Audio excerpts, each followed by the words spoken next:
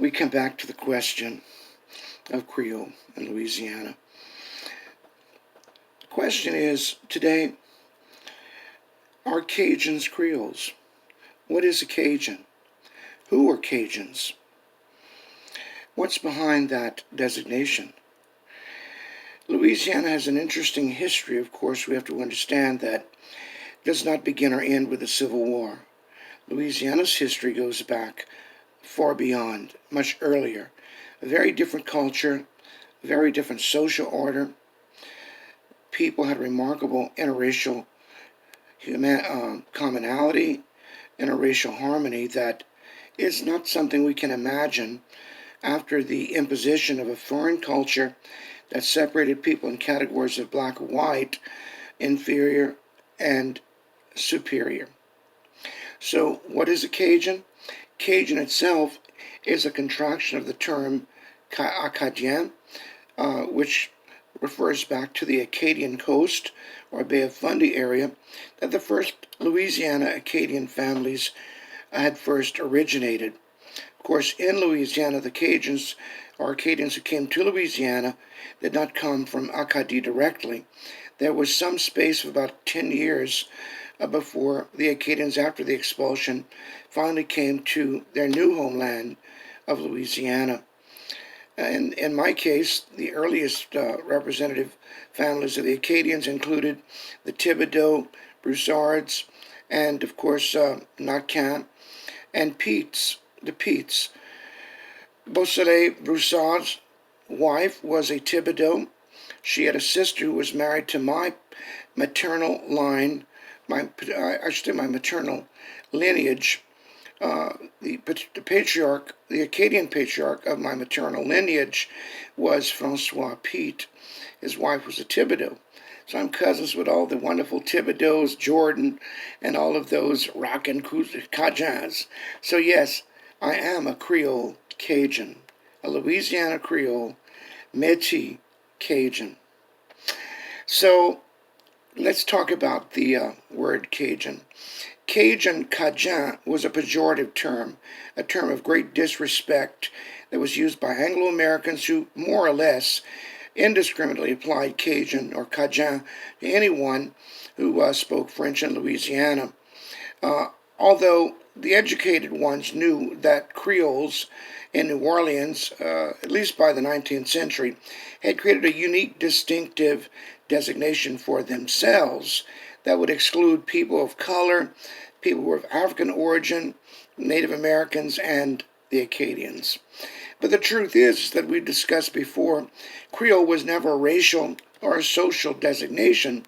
It was simply a term of distinctions, spatial, geographical, and cultural distinction, which the French used to refer to their children who were born overseas or in their foreign departments or colonies. To be Creole, you were born outside the motherland. You were no longer authentic to France or authentic to Spain or Canada or Acadie or Africa. We were something new. We were children, descendants of all of these groups who had come to Louisiana, but in and of ourselves, among ourselves, a new culture, a new pride, and a new identity, ultimately being Creole, was created. And that term was shared indiscriminately amongst the people. Animals were called Creole, houses, languages, food, tomatoes, the famous Creole tomatoes of New Orleans. So it had its own colonial context that evolved into something racial.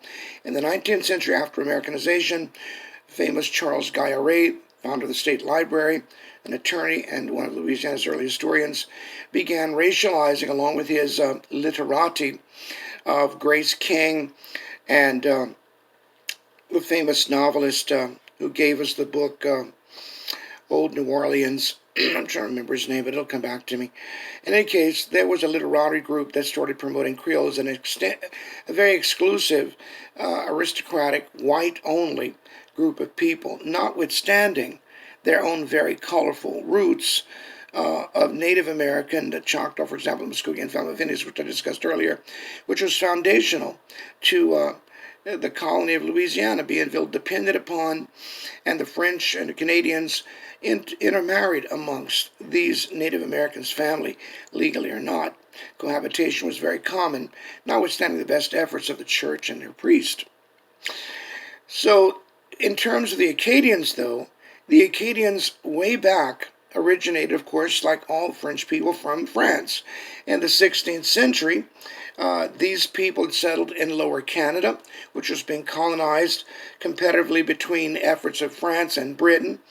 And these dear people developed, my people, developed a unique patois of French, complete with its own unique idiomatic expressions, peculiar accent, foodways, and lexification drawn from Micmac and Iroquois peoples, as well as Old French forms that go way back. And by Old French, I'm speaking beyond the modern period, before the Napoleonic era, and so in l'Académie Française. So that would include elements of medieval French and Occitan and different elements which our language does exhibit, as I show in my book, Speaking in Tongues, Louisiana's Creole and Cajun Languages Tell Their Own Story, which is our story. The Acadians were, like their Louisiana cousins and the Creoles of the vast Louisiana Purchase, from Chicago to Mobile, they were trappers and hunters. They were the children of the coureurs de bois, the French scouts and cartographers who lived with the Indians, learned their languages, culture, customs, and survival techniques. In fact, the national marker, Canadien, means canoe Indien, or canoe Indians, evidence of the interracial marriage and cultural fusion, which resulted in this Métis people of Canada, or canoe Indians, and medieval French peoples who identify themselves as Acadiens.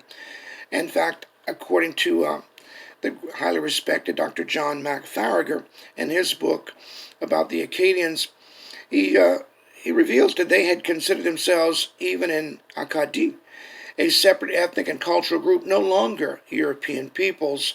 According to recent scholarship, Governor Cadillac, the infamous Governor Cadillac, who had nothing good to say about Louisiana and New World Creole French people, Cajuns or Creoles, he admits that the Acadians consider themselves as Creole.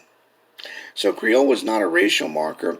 It was a cultural, spatial, geographical term to designate the foreign-born descendants of the French, colonial-born descendants of the French, and to underscore their unique New World acculturation and identity. This distinctive Francophone people were the victims of political tug-of-war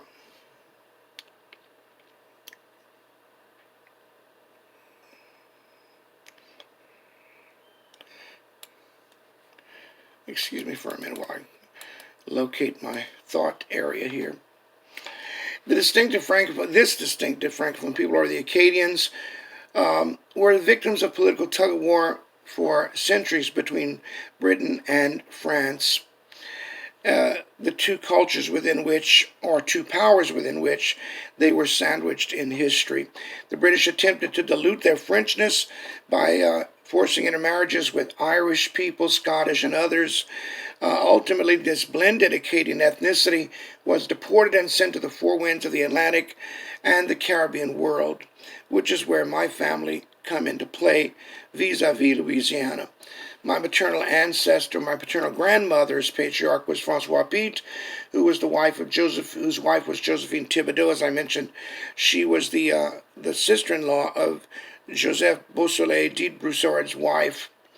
Along with the Broussard and a few other Acadian families, this small group arrived shortly after the North American Creole-metis families of Upper Louisiana and Lower Louisiana had already been settled in the territory of New Orleans after the 7 Years' War.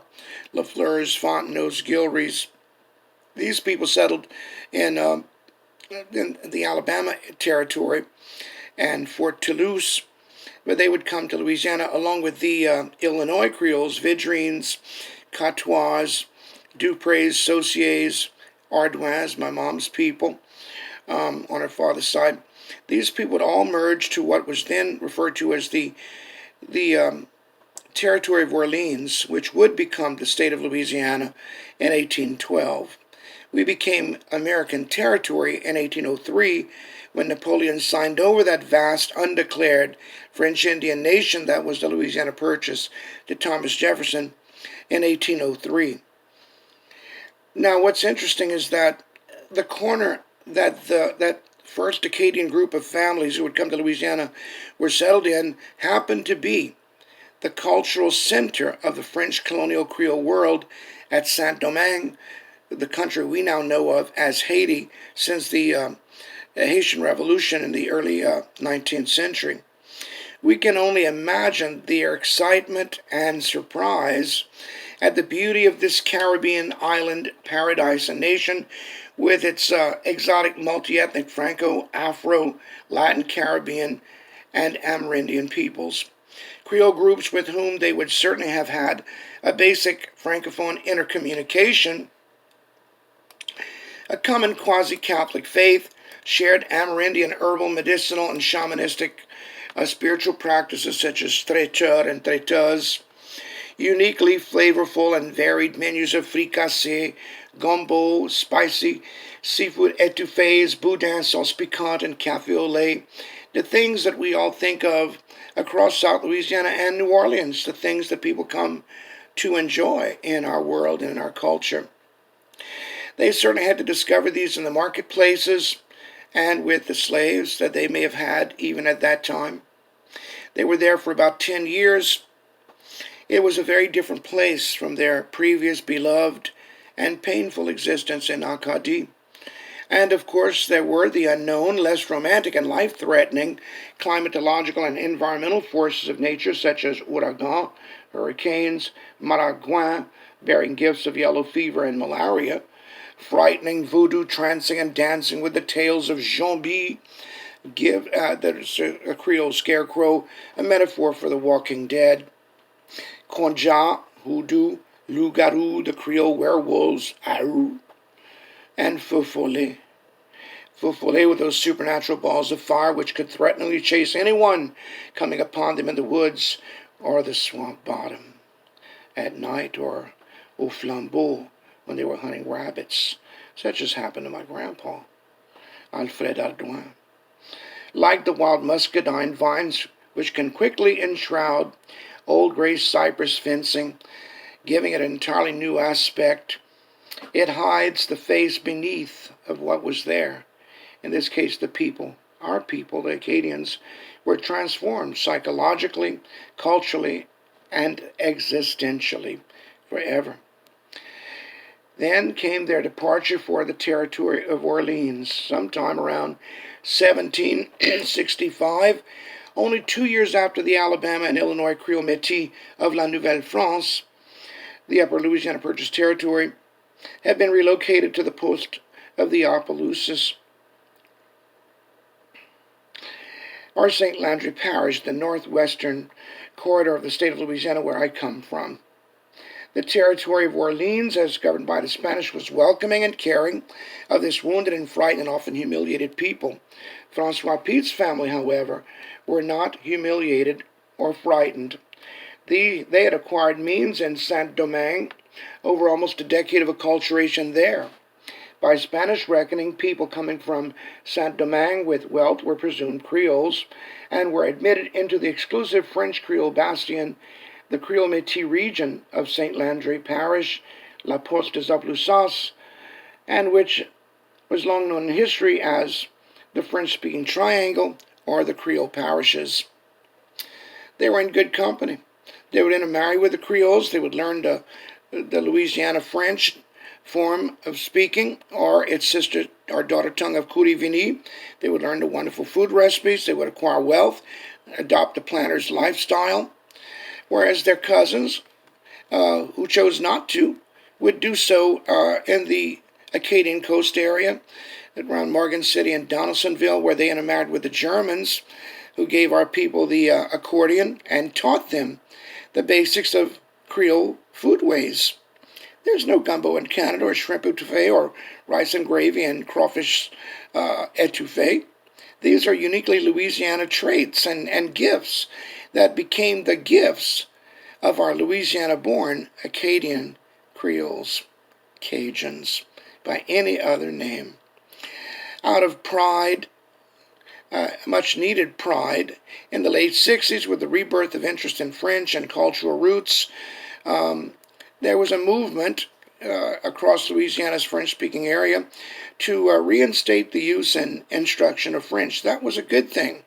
How it was executed is another issue, as these foreign imported French teachers with codicil would give the impression to our children, and consequently to our people, that our French was not good French.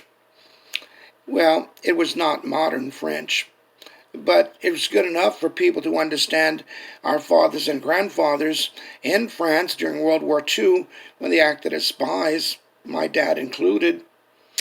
So, politics can be an ugly two-headed beast, one that smiles on one side of its head and the other that frowns and destroys on the other side. In fairness to Codicil, I think that there's a new and intelligent approach for celebrating the communication of French, whether it's Louisiana French or Coudivini or modern French. I'm all for the education in modern French. I was a teacher of French as well as foreign languages, classical languages, for 25 years. And I was a tour guide and interpreter to Europe for 30 years. So modern French was quite helpful. Of course, when I was there, I would slip into the speech of Paris, or the speech of the people in the south of France, with what I had as a Louisiana Creole-Acadian Cajun.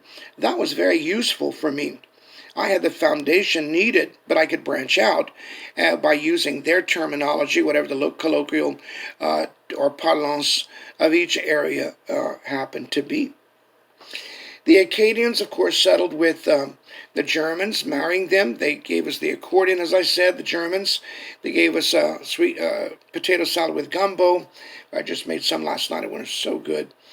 And all those, they would learn by intermarrying with the Creole-metis, these French Indian Creoles who would come from Illinois and Alabama, my people too.